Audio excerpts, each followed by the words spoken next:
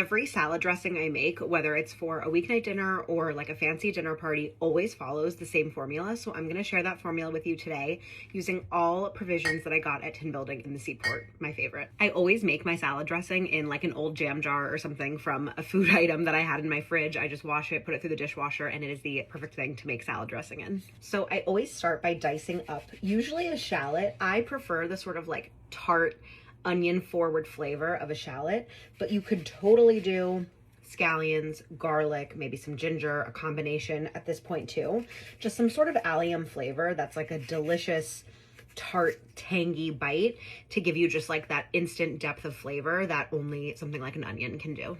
So I go very nice and fine. You don't want to like bite into big pieces of it, but you want it to just kind of melt away into the salad dressing. You can totally do less than the whole thing, but I really like the flavor, so I just put it all in.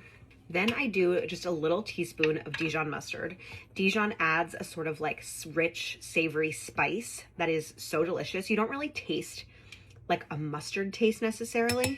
It also helps give it like a little creamy texture because it's mustardy. And at Tin Building, they have all kinds of really cool flavored Dijon, like walnut flavored Dijon and raspberry and tarragon. And I love playing around with different flavors like that. Anytime you have anything with a little bit of spice, you always kind of want to offset it with something a little bit sweet. So I just do a little bit of honey, just like that. I don't even really measure it. And it's just the perfect little sweetness to bring everything together. Then I do 1 part vinegar to 2 parts oil. I like to play around with my vinegars. So red wine vinegar, this Barolo vinegar from Tin Building is like literally my favorite vinegar. It is so good. It's very all purpose. You can use it for like a quick pickled onion, for salad dressing, everything. And then this is a fig balsamic, also delicious.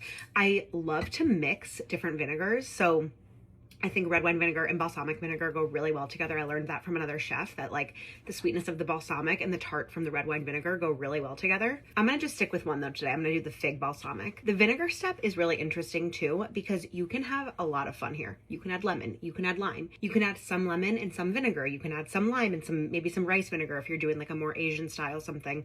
You could use rice vinegar and lime. That would be delicious. And like scallions and garlic, that would be really good. So you can kind of play around with the different types of flavors that you're doing in the salad and in the dish that you're making. So I'm going to do a 1/4 cup of this fig balsamic, which is really syrupy and delicious. Oh, and if you're doing that like rice vinegar lime thing, you could also do like sesame oil instead of olive oil. There's so many ways to have fun with this.